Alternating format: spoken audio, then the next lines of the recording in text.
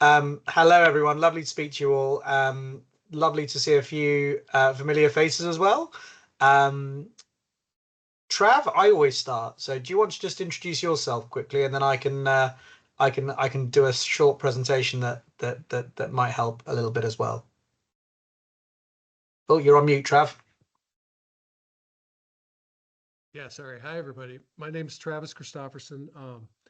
I academically backgrounds in biochemistry, and I became really involved in um, uh, cancer biology in 2014 by going out to Boston College and interviewing a guy named Thomas Seyfried, which resulted in a book called Tripping Over the Truth about cancer metabolism, and that led to uh, joining PAD in with a UK group called Care Oncology, and then that spun out into Astron Health, which we're working on now.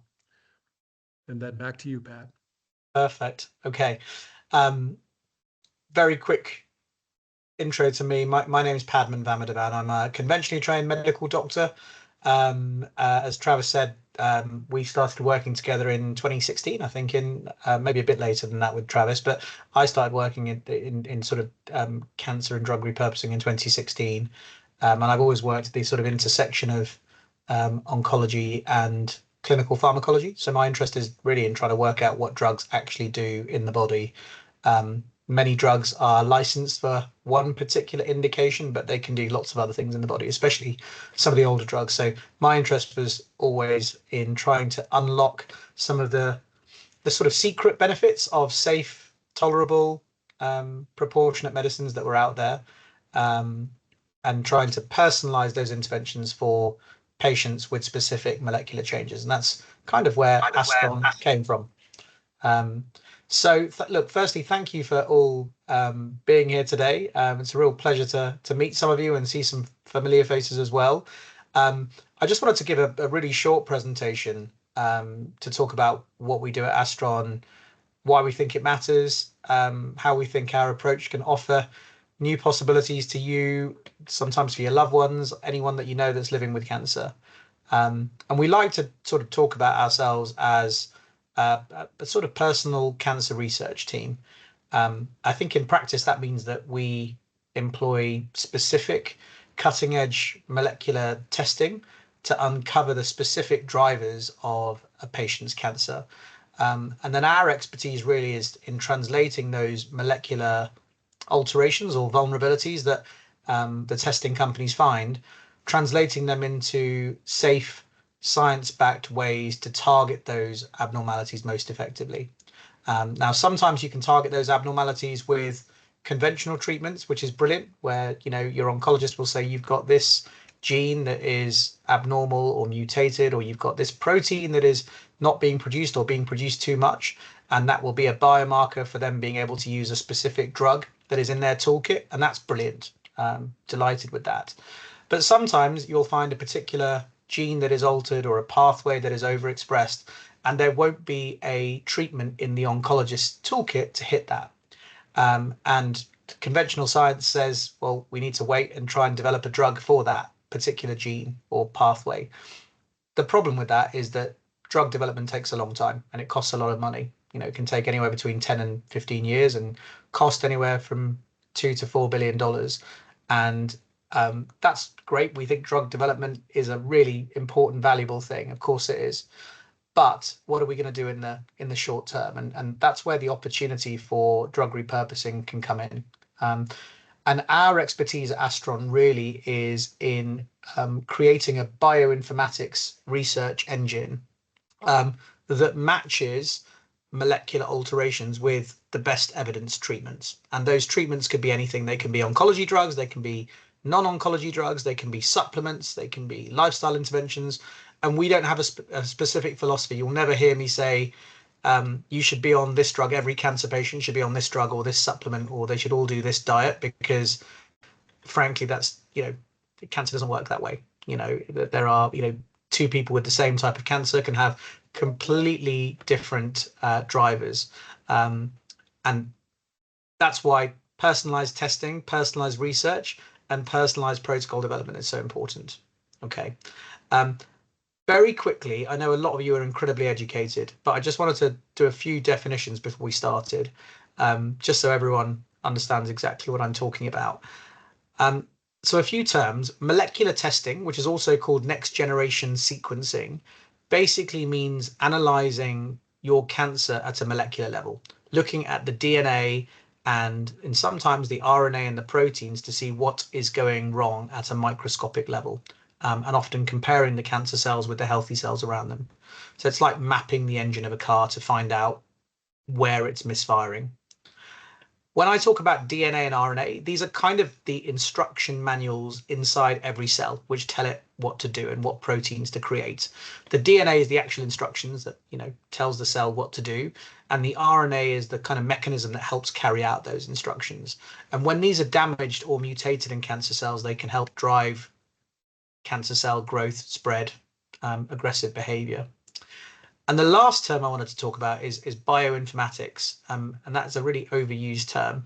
But really, what I'm talking about there is sort of advanced computer science and actually some AI models as well, which are specifically trained on tens of thousands of scientific papers, and we use that training to match the changes that we find at a molecular level with any treatment where there is evidence. So we start at the top of the kind of cancer evidence pyramid with drugs that have been approved in guidelines, etc. And then we work our way down through randomized control trials and observational studies and case reports. And sometimes you'll find that there's a really important gene that we think might be driving a particular tumor, and there isn't any data. Okay, and that's where the best thing that we can do is to almost come up with predictive data and in silico hypotheses to say, well, okay, we think that this gene probably does this, this, and this, and a intelligent strategy to target it would be to do X, Y, and Z. But we're really clear about the evidence levels and what is supported by the best quality data and what isn't. Okay. So our aim is really simple. It's to support your standard cancer treatment, the conventional treatment prescribed by your oncologist, which is absolutely the most important thing. Okay. We are not an alternative or a replacement. We are absolutely an adjunctive research platform. But to support that treatment with highly targeted additional strategies that we hope will help to improve the effectiveness of the treatment that your oncologist is prescribing, and with the aim of stabilizing the disease or reducing the risk of recurrence, depending on where you are. Okay. So why did we start this? And we touched on this slightly with our intros. Basically, essentially, with before Astron, Travis and I spent a long time working at Care Oncology, and that was a clinic essentially where we developed a protocol of 4 drugs, and we used the same 4 drugs in every single cancer patient, really, as an adjunct to standard of care treatments. Sometimes we saw the power of those approaches, but we also saw their limits when used generically. So there was about a proportion of patients who did much better than expected, but too many plateaued, too many relapsed, and too often we were treating the disease using really general principles rather than targeting the specific vulnerabilities of that patient's cancer. And that's why we thought we were missing something and we needed to do more. And what was missing really was the personalization piece. And over the last 10 to 15 years, the cost of next generation sequencing has really come down a lot. And the power of artificial intelligence has obviously dominated. And that means that really the problem that we can solve is if we left this research to your doctor and your clinical team, they could do it, but it would take them a long time. So what we're really trying to do is to aggregate all of the data across hundreds of thousands of patients and papers rather, and make that research available to clinicians in real time. Okay, so that when they talk to you across the table, they have the best quality information as it pertains to your specific molecular subtype, not just another patient with the same breast cancer or colon cancer or pancreatic cancer as you. Okay. So that's kind of why we built what we built.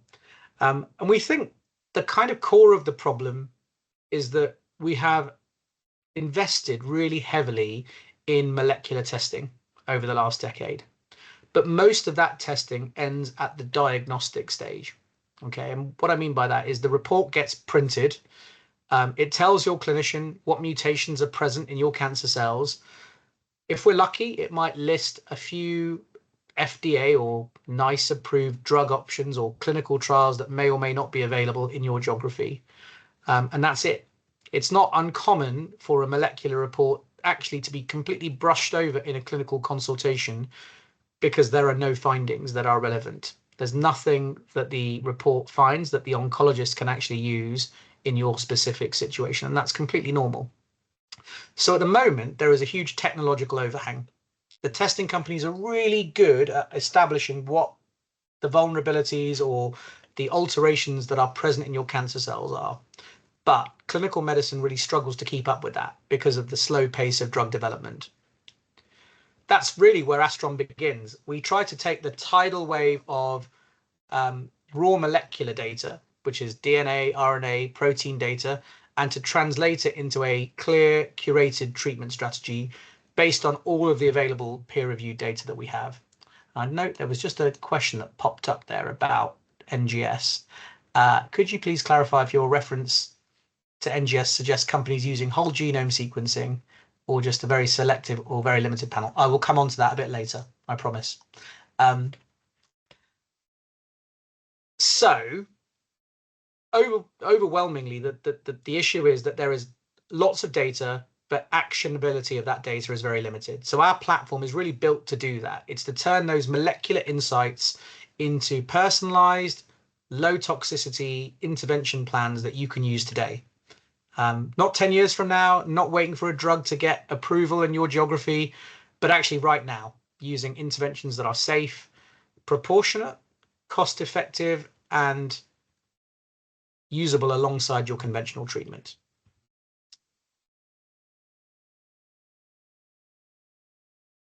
So we're making really huge strides in understanding cancer genomics. We know that there are now more than 750 identified cancer driver mutations, but unfortunately, less than 50 are currently considered druggable with drugs that are FDA approved. That is the problem with precision oncology, as I mentioned earlier. Drugs cost a lot to develop and take a long time. However, there is a vast body of literature that points to ways that we can modulate many of these undruggable mutations and pathways using already available drugs and supplements, and sometimes even lifestyle interventions.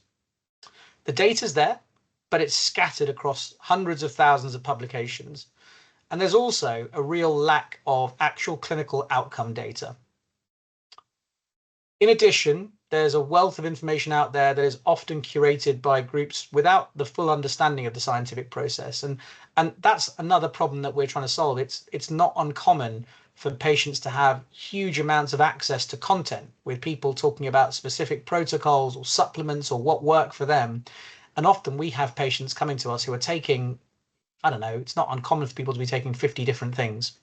And that's not safe. It's not tolerable. It's not sustainable either from a physiological point of view or even from an economic point of view. Yeah, it can be really risky. So Astron's really been built to absorb all of the complexity from all of the data that we can get, to synthesize all the research and return something that you and your doctors can use in real time. And our approach is really already moving the needle. Whilst the current precision oncology approaches in the clinic can only hit around 7% of those genomic targets, our smart bioinformatics approach can actually hit already around 70% of known driver mutations. And that will only improve as the database scaled and more research is published. The other thing I want to just touch on very quickly is that we start at Astron from the bottom up with molecular detail, and then we build up our view of that patient's truth. We're not trying to defend a particular hypothesis or philosophy that we have about what causes cancer or the benefits of a particular treatment or treatment protocol. We are led by the data for each patient, and we're committed to learning from each patient's outcome in real time. Last couple of slides, I promise. So in terms of what we're trying to do, we're trying to plug into your clinician's workflow really seamlessly. We're not a testing company, so it's a sort of three-step process. The first step is getting molecular testing done. we work with a whole bunch of testing companies, but we don't do testing ourselves. Okay, so often patients will come to us and they've already had molecular testing done. Sometimes they won't, and we can organize it for them or tell them how to go about doing it. The second part, when we have the testing done, is that we identify the molecular vulnerabilities from that testing. Okay, and we do our research on that. And then after we've created our research layer, we send our report through to either a partner oncology clinician or to your own personal doctor. And we enable them to interpret our research and the molecular testing and prescribe as they see fit. So we're not a second opinion service. We're not actually the treating doctors at all. We're just a research service in the middle. Our role is to enable your medical team to make the most data-driven decision for you in real time. Okay, so the way that we work is once we have got your molecular tumor report, we run a deep analysis using our AI-powered bioinformatics engine. And it's not a black box. It's a transparent, literature-supported, mechanistically scored recommendation engine. And the outputs are manually curated by our expert scientific team. And within 7 days, we deliver a report to your medical team that prioritizes interventions based on how strong the scientific evidence is. So the quality of the studies, the journals, the authoring team, the number of patients in the study, etc. The mechanistic plausibility and the binding energy. So how well does drug X bind, target Y? The disease context. Was the study done in your type of cancer or a different type?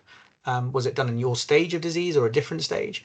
And then also the drug safety profile, the tolerability and any known interactions. So we don't just give your oncologist a list of molecules. We give them a treatment hypothesis that is ranked by strength, supported by references and contextualized to your particular case. And because also we're looking across all drugs, nutraceuticals, and lifestyle modifications, anything that has peer-reviewed, published data in a cancer setting, we can really democratize access to precision oncology. Our methodology doesn't depend on inventing new drugs, which is, of course, absolutely vital, but rather intelligently matching existing interventions to each patient's molecular vulnerabilities.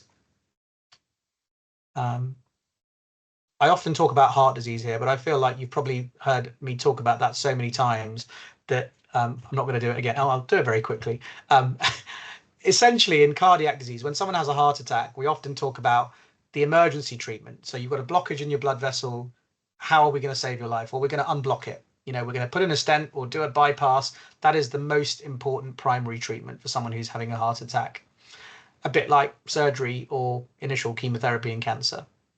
However, in cardiovascular disease, the real progress has come from secondary prevention, identifying the risk factors that led to that blood clot in the first place, whether it's high cholesterol, high blood pressure, whether it's diabetes, whether it's obesity. Oh, I think that, sorry, just getting some feedback. Oh, there we go, sorry. So essentially in cardiovascular disease, there are the same 5 or 6 risk factors across every patient in every part of the world. Whereas in cancer, there are thousands of risk factors and there are trillions of different combinations. Now, the benefit of molecular testing is it can unlock some of those combinations and it enables us to understand where to focus our efforts. Much like in the patient who's had a heart attack with a high blood pressure, there's no point targeting their high cholesterol or, a smoking habit that doesn't exist. We need to target the risk factors that are there. I think I'm going to stop there because there is more to this, but I don't just want to didactically speak. But I hope that gives you a bit of an identification as to what Astron does. We're there to try and identify what the main drivers and risk factors for your particular disease is, and then find the best possible evidence to predict which interventions are likely to have the best effect in your particular situation. I hope that's useful. Trav, is there anything you wanted to add? I don't think so. That was a good explanation. I think we'll get to what we need to add in the questions. Perfect. Okay, and I think we've got a few questions already, haven't we? Does anyone have anything they wanted to ask straight off the bat based on the presentation or anything else for that matter? Or shall I delve into the questions straight away? If anyone wants to put up their hand or No? Okay, let me get into the questions. So Ella has asked, is there any successful case study yet with metastatic breast cancer, ER/PR positive and HER2 1+? Um, it's there are, Ella, absolutely. But the thing I would say is, just as I said in my presentation, I think all of you have got different clinical presentations, right? And historically, we have tried to group people together who have a particular type of cancer on paper. Okay, whether that's metastatic breast cancer that's hormone positive, or whether that's colorectal cancer or pancreatic cancer. And what we actually find in reality is that when we look under the hood and we look at the molecular drivers of their cancers, two people with the same cancer on paper have completely different molecular drivers. And that's why you'll get some people responding much better to standard of care treatments than others, if I'm honest with you. And I'm always really cautious. I know it's a really powerful thing if we can say, look, here's a patient who has the same type of cancer as you or your family member, and this is what we did, and this is what they benefited. But ultimately, that's not always the best marker of success in your particular case, just because cancer is so heterogeneous, that it's difficult to demonstrate that your particular cancer is going to behave in exactly the same way. But there are certainly lots of case studies of people using a combination, not just what we do, but a combination of treatments, doing really well. The only thing I would say about that again is that we are, a relatively young company. We've been going for just over a year now. So the second commitment that we have is really towards developing the research. We're at the moment just creating an interventional registry study, initially in the States, but we will extend that to the UK and Europe as well, where we are trying to track data long term. So we need to see exactly how each patient is doing, what treatments they're having, what standard of care treatments they're having, what repurposed drugs, supplements, additional treatments they're having, what their imaging is doing, what their tumor markers are doing.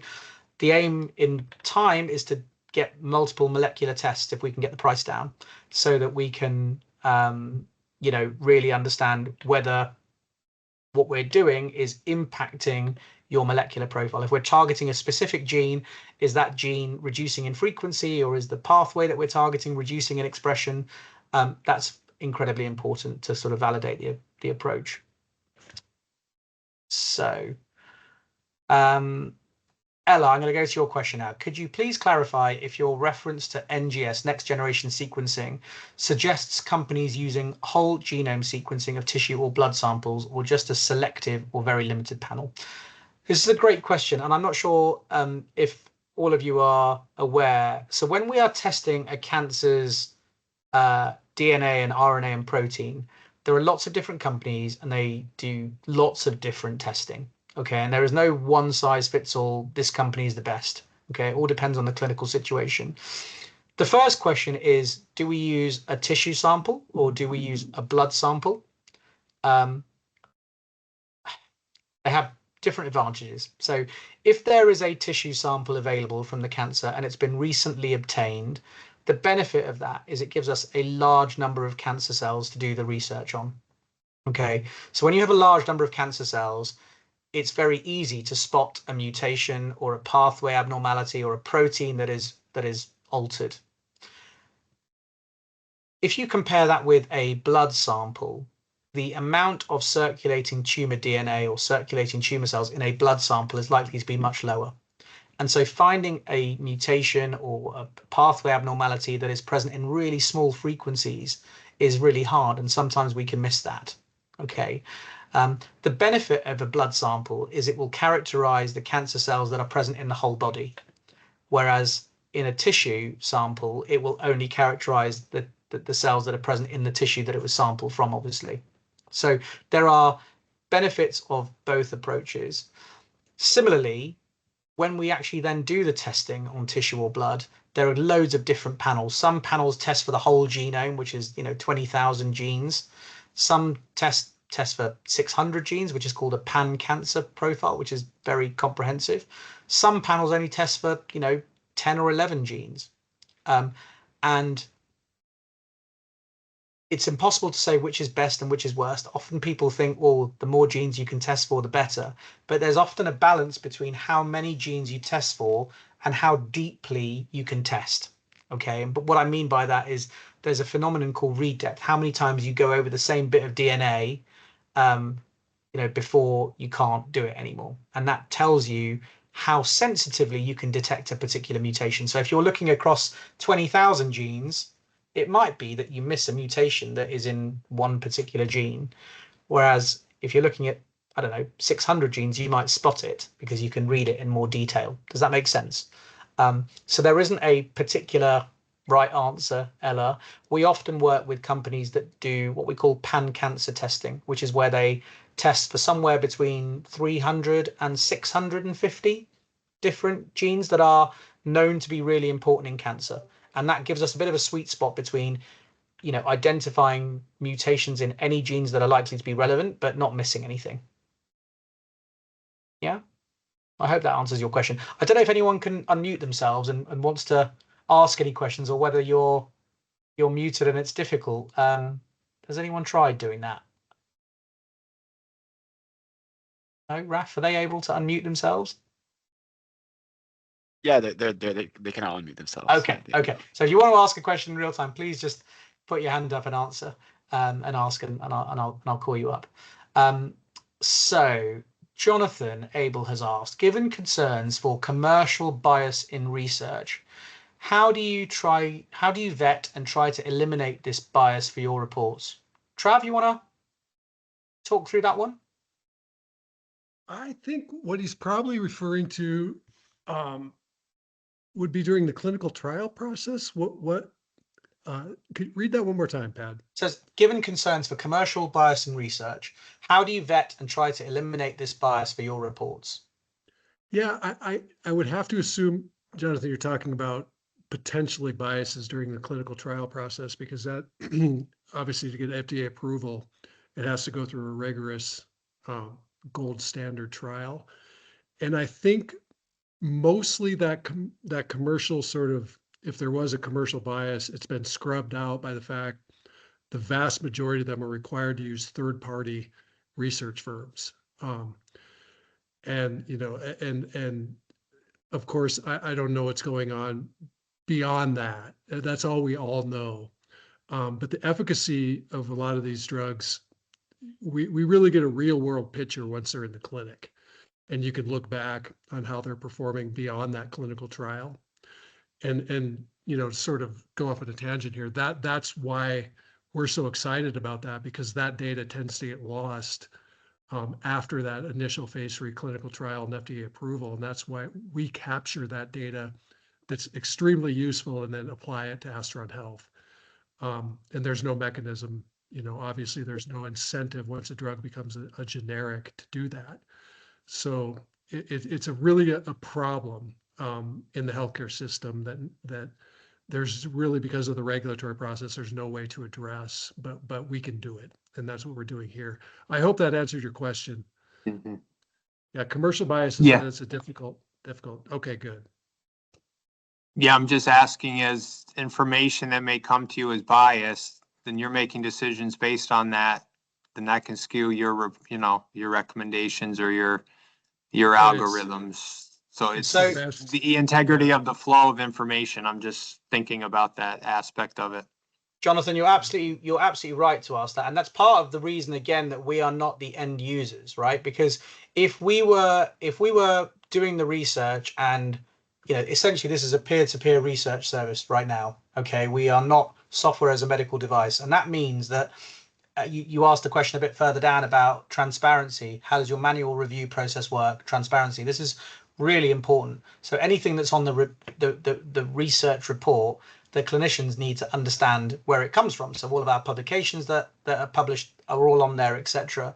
Now, the next version of our research report for the clinicians will go into even more detail, right? So when you talk about bias, for example, that might be that there might be certain biases in the literature from commercial groups that have a particular reason for, over promising on their results. But actually, when we score particular interventions, that score will be a composite of multiple different sources. Okay, so there'll be a first score based on the gene So the particular target that you're trying to hit. Okay, you might have an amazing supplement for a particular gene, but if that gene is not important in cancer, it doesn't really matter, does it? Let's be honest. So the first thing is, how important is the gene or the pathway that you're trying to hit? Okay.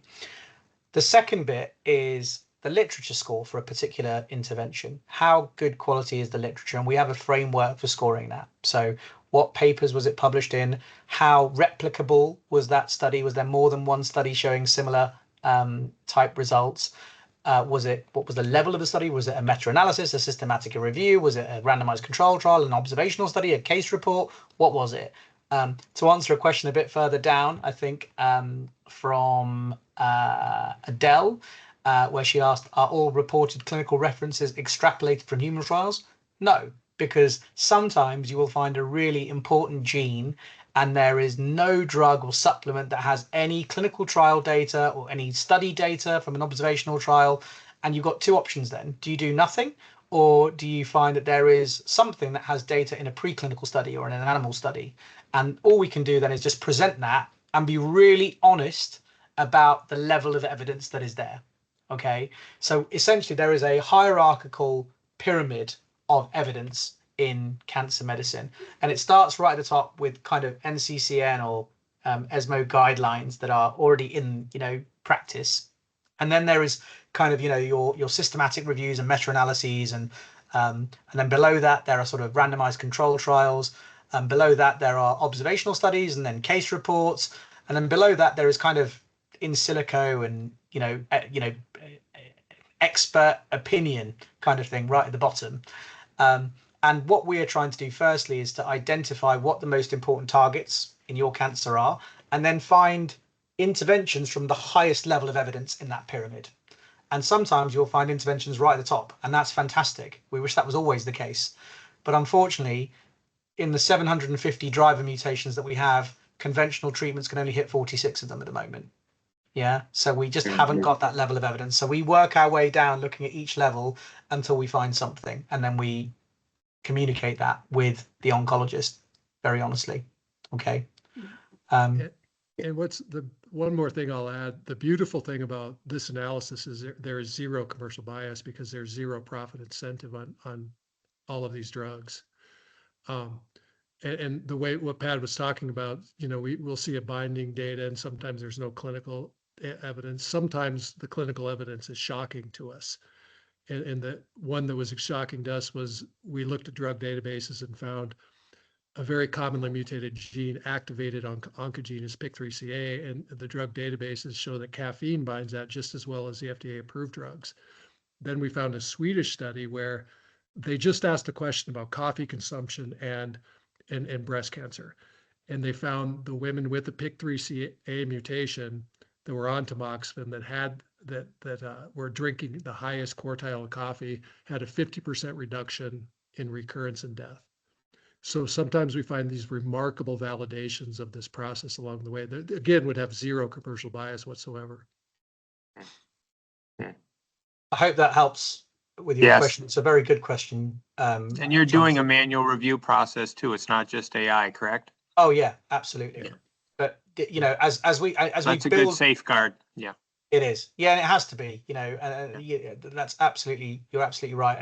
And again, in the future, every single score will be kind of validated. It'll say this is the criteria that was met to give this score. And I'll be honest with you, when you've got with our Astron scoring, the way it's been developed, if you've got a commercially produced drug that inhibits an oncogenic pathway, and that drug was developed to hit that particular mutation, it's going to be a high cost drug, but it's going to get a really high score because it was developed for that indication, right?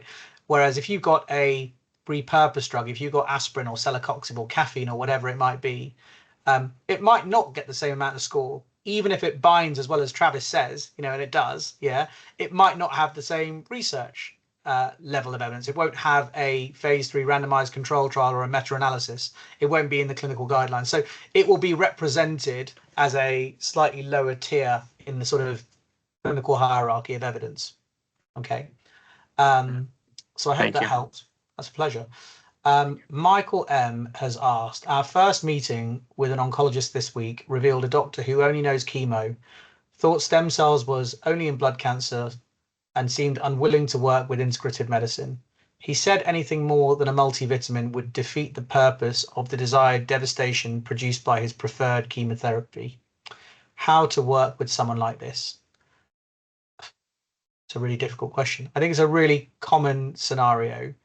And I think the first thing to say here is that I want to position ourselves really carefully. We're not, integrative doctors. Okay. I haven't got a predilection for anyone shunning conventional treatments to go fully integrative or anything like that. Our quest is simply to get each patient the best outcome that they possibly can get. And we think that comes from identifying the truth in their specific disease. And then as far as the scientific data is incomplete, it's still partially there, trying to identify the best ways to kind of hit those vulnerabilities. Okay. Sometimes that's purely, via standard of care treatments, and sometimes it isn't. But what I would say is the only way that we think at Astron that we are going to be able to change this whole community and bring everything closer together, rather than having the integrative box over here and the conventional box over here, is through data and transparency, ultimately. Because ultimately what we find is that when we go, certainly when I was at Care Oncology and we went to oncologists and we started talking about a 4-drug repurposed protocol, and I completely understand this, by the way, they just didn't want to know, right? But when you start talking about the same types of molecular mechanisms and the same type of science as they are talking about with their drugs, and you suddenly start saying, well, look, actually, when you look at this data and we give you a framework to look at this, and it's completely objective, this is no opinion, yeah, we can tell you that this particular supplement binds this target, and here are all of the papers that demonstrate that. Here are all of the studies that demonstrate, that when this drug binds this target, this is the outcome. Here's the safety data on this supplement. Here's the dosing data in cancer patients, etc. And here's the importance of the gene they're hitting. That, if you ignore the actual name of the drug or the intervention, because as Travis always says, these drugs are agnostic, right? They just hit what they hit, and we happen to be able to measure them sometimes, yeah? Then that's something that I think conventional oncologists can get on board with. And we're finding that. We're working with oncologists all across the world, and we've got, pretty big, academic institutions that want to run studies with us at the moment, which is amazing. But we're doing that by being transparent. We're not sitting there saying, we want to prove to you that this approach works. What we're saying is we want to gather this data, and we want to be able to, because sometimes it's not going to work and sometimes it's going to work really well. And the key is to understand why it's not working in that patient and it's working really well in that other patient, because ultimately the science is incomplete. And to go back to your point, Jonathan, if we were marking our own homework, we'd be doing the same thing again and again and again. And that doesn't help, because ultimately what we want is to give the same report to 5 different doctors, and there might be 5 different prescriptions, and you can do different things in cancer and you can be successful. And sometimes you can do the same thing and you can be wrong, and ultimately the way of getting the best iteration and the best improvement in our algorithms is to get as many different doctors and as many different therapeutic protocols, and then work backwards and say, well, why did that work? What was happening at a molecular level? What happened here? What did this hit? That's how we improve. Okay. So it's a really hard one to answer, Michael. I think the first thing would be to maybe try to send them some information. There's a really good, I think something like the iPredict study, Travis, would be good, right? And I know that's conventional, but it's a study where they talk about hitting multiple molecular targets and that leading to better results. I think sending them the celecoxib in PIK3CA mutation study in colon cancer be really interesting as well. Please do reach out to us, Michael, at the support@astron.health email address, and we'd be very happy to send you some interesting papers, which I think your oncologist would be, interested by. Ultimately, I think it's really difficult to sway someone who's been practicing in a certain way. And this is the convention with cancer. Yeah. And there are plenty of people out there who do incredibly well with conventional therapy, but there are also some that don't. And we're trying to hit, you know, that end of the spectrum. Okay, I think, Ron, you have your hand up, and I will come back to Ella's question, but Ron, please, you can unmute yourself and... Thank you, Padman. Good to see you. I was typing in the chat. I wanted to address Michael's question, and with your permission, to help assuage his anxiety, I am a cancer, but I am now considered clear, and the reason is because I used standard of care and integrative medicine driven by the data provided by Astron. And so to answer your question, it's what Padman said, data. When they saw my data, when they saw the shrinkage on my lesions, and when they look at my current PSA and blood work, they are, and my recovery, they're, I hesitate to use the word astonished, but they're very surprised by how quickly I've gone into remission.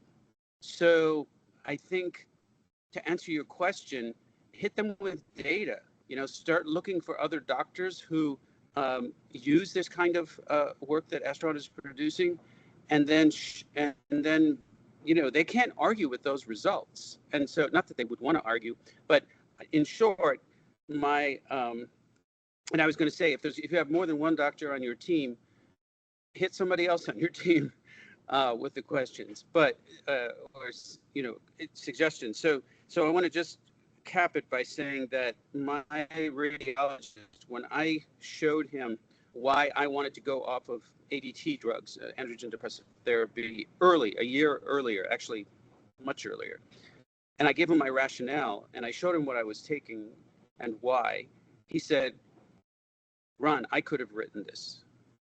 So my point is, don't give up.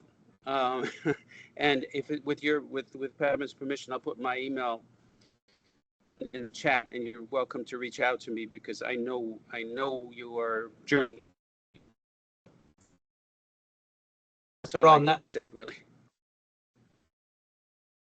that is so generous of you, and I hope you don't mind me saying, Ron is one of the greatest pleasure in working in this field for the last 11, 12 years, and being a doctor for the last 17 or 18 is people like Ron and people like all of you. I think it's an incredible privilege, without sounding too trite, but that's really kind, Ron. Thank you. You're going to get inundated now. You'll have to send us an invoice. My pleasure. Very kind. And Ella, you've asked here. Thank you for your comprehensive response to the above. It's our pleasure. Regarding the smaller gene panel possibly identifying more mutations, perhaps this depends on the technology used. For example, a 16 gene panel test undertaken by a company used by the hospital did not seem to identify VUS, which were identified by 30x. Yeah. I think this is a pretty technical question. You're absolutely right, Ella. In a 16 gene panel test, it may be that they were using a particularly old clunky approach. It might be that the variants of uncertain significance were in genes that they weren't testing. It's really difficult to say. Commercial platforms are very different from research platforms, and sometimes, unfortunately, things get missed because the particular tissue or blood sample just didn't have that mutation in it at that particular time. That can happen as well. You know, you have to remember that there's not always a right answer. There is a sensitivity and a specificity on any test that we do in medicine.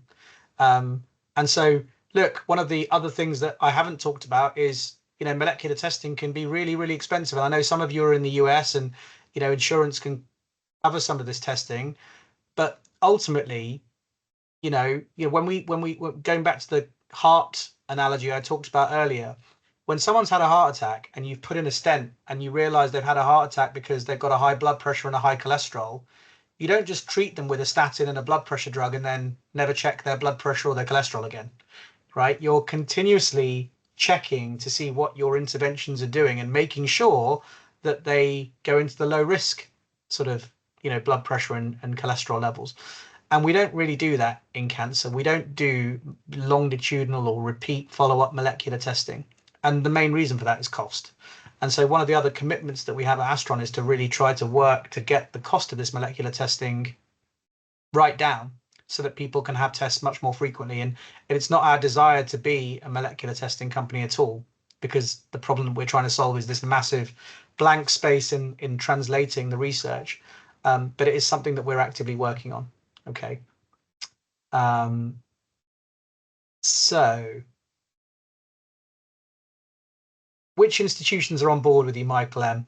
So, Michael, I would love to tell you that, and we will very soon. We will be making some announcements, I hope, in the near future. Sometimes getting actually the institutions to sign on the bottom line, it takes a little bit of time because there's a lot of decision makers in there. But that will happen very soon. We will be announcing our own clinical registry study in the very near future, though. And we'll announce some of the institutions that we're working with there. But the aim with Astron really is partnering with conventional academic hospital units across the world, really, and framing this as registry studies, because a lot of doctors, conventional oncologists, will never prescribe some of these interventions outside of a clinical study setting. They just can't do it. It's their license on their line. They have to prescribe within this really narrow framework and this toolkit that they have. And I'm sure a lot of them are super frustrated by it, especially people in, the harder to treat cancers. And having a study like this gives them the framework to be able to coordinate the research, but also prescribe much more freely and see, in a really, it's not someone else telling them that they're wrong. They're actually doing this themselves. Do you know what I mean? And there's a really big psychological change there. It's hard as a cancer doctor to appreciate the fact that there might be more that we can do, and there might be more that we can do using tools that are available, but ultimately we're not going to translate that into a clinical framework without data. And that's what we have to do. And we have to do that alongside the decision makers in conventional oncology. Yeah. Adele, you said, so important to recognize that each test is one point in time. There is a need to set a baseline. Then just like imaging, we need to monitor every 3 to 4 months to check the evolution of the cancer. You're absolutely right.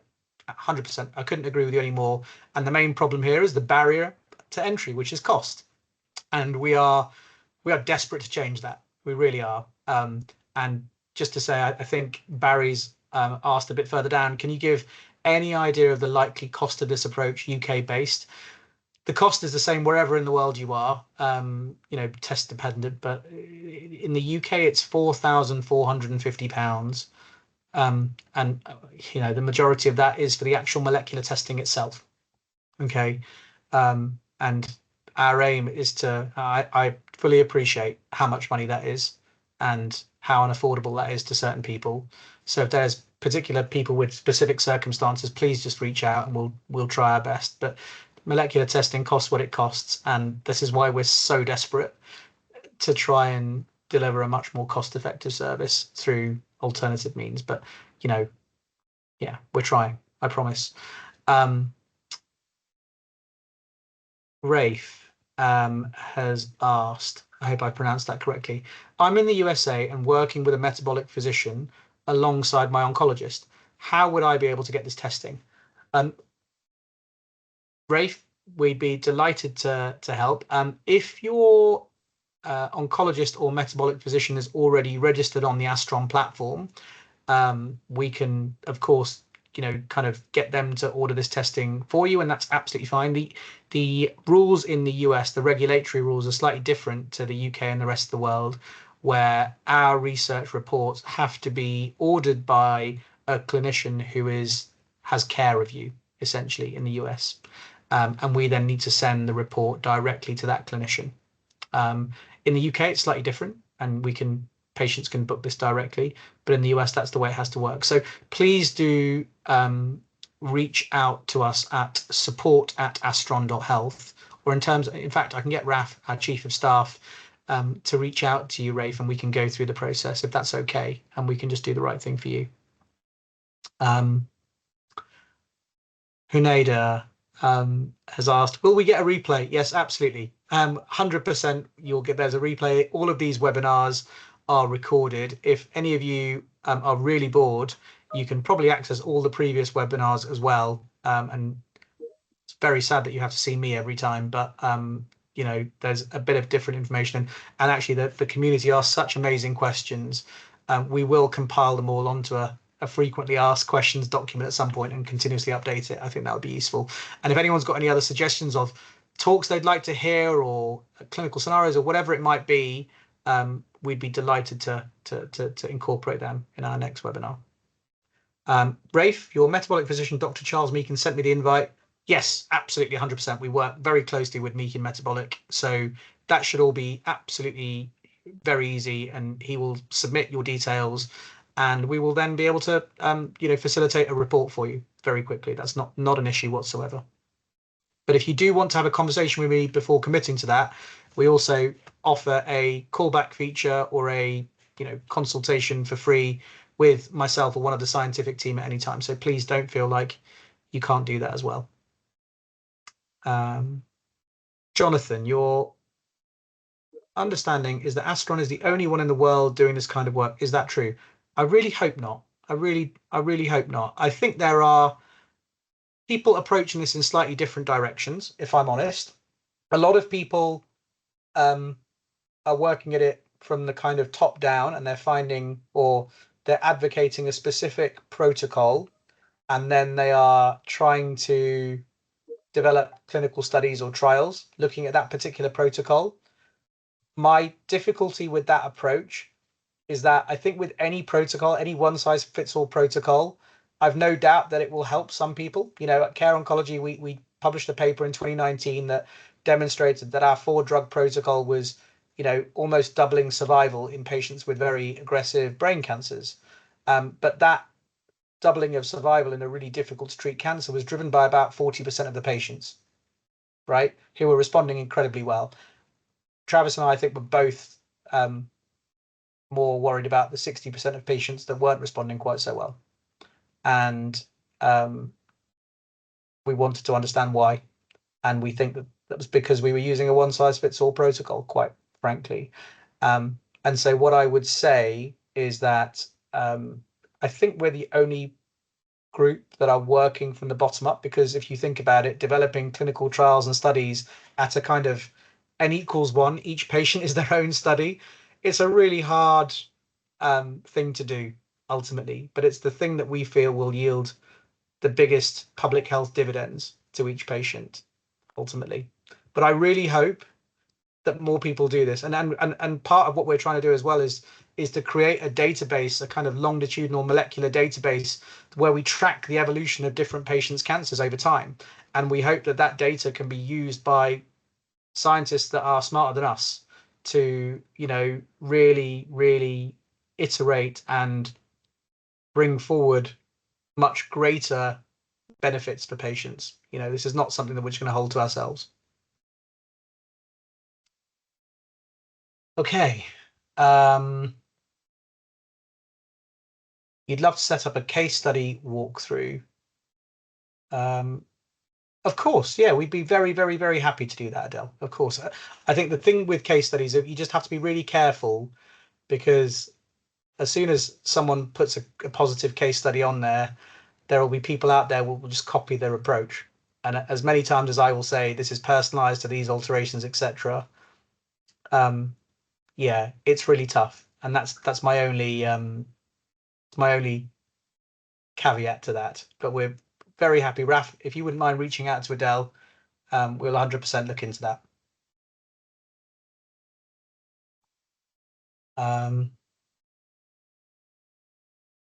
Okay. Ella, I think probably we should take this onto email and we can discuss your particular situation in terms of testing, because I think it's a very specific question that you're asking, if that's okay. So we will definitely do that. Okay. But I think we've got a couple of minutes left. Are there any surveillance protocols included in the Astron treatment plan? Jamie's asked. There will be in the future, and so that's one of the areas that we're really exploring is on surveillance. So once someone's had a curative process, you know, for whatever type of cancer it is, how do we prevent recurrence? And at the moment, there's a lot of types of cancer where there is no maintenance protocol. And so we are actually looking into one of the trials that we're looking at doing in the UK is very much on people with colon cancer who've had complete resections of their disease. And we're looking at seeing whether, sort of matching the genes that were altered in their surgical sample with treatments can reduce the risk of recurrence in the future. So that's absolutely something that we're looking at doing. There will be surveillance protocols in the future, we're sure. The difficulty with that is we're not an actual clinical provider, even though that we're CQC registered and we've got, registered clinics in the US as well. Because we're not the actual provider, it kind of ties patients into, a clinical offering where we're not in, it's hard because we're always making a decision for that patient. So I think it will be much easier again when we have these registry studies set up in different locations to have that kind of surveillance protocol through a registered academic center, that provides every type of therapy, chemo, radiosurgery, etc., rather than a third party kind of integrative center. I think that would be a lot easier. And that's one of the reasons that we're setting up these registries. Great questions. It's been a lot of great questions today. So I think we're just at the top of the hour. So it's been a real pleasure. Thank you all for being here. Travis, anything you wanted to add at the end? Anything I've missed? I don't believe so. That was pretty comprehensive, covered a lot of ground. I would like to add, I think I misspoke on that caffeine trial. I think I said the patients that responded had a PIK3CA mutation. They did not. Caffeine binds PIK3CA regardless if it has a mutation or not. The responding group was on tamoxifen and taking higher doses of caffeine. And the reason for that clinically validated us was there's a synthetically lethal relationship between ER inhibition and PIK3C inhibition. I know that's complicated, but I just wanted to make sure I didn't misspeak on that. Sorry. And you're right. As what I've realized is how good patients are at understanding all of this. But one of the things that we have to improve from our side is making the reports, a bit more friendly, not just to patients but to our colleagues as well. So we are working on that because when we talk about things like synthetic lethality and direct targeting and pathways, this is really at the kind of bleeding edge of science at the moment, and we really are working there. So trying to explain all of this in a way that empowers the doctors to be able to use the information in the right way and doesn't scare them off is super important as well. So that is part of what we're building too.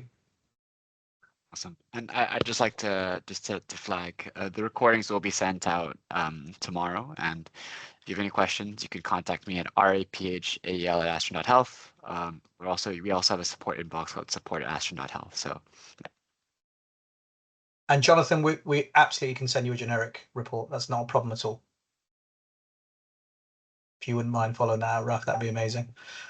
And I look forward, I hope, to speaking to a lot of you very soon. If there's anything we can do for you, please just ask. Really happy to jump on a call at any time. And I wish you all the very, very best. Look after yourselves and your families. Thank you, everybody. Thanks all. Thank you. Take care. Bye.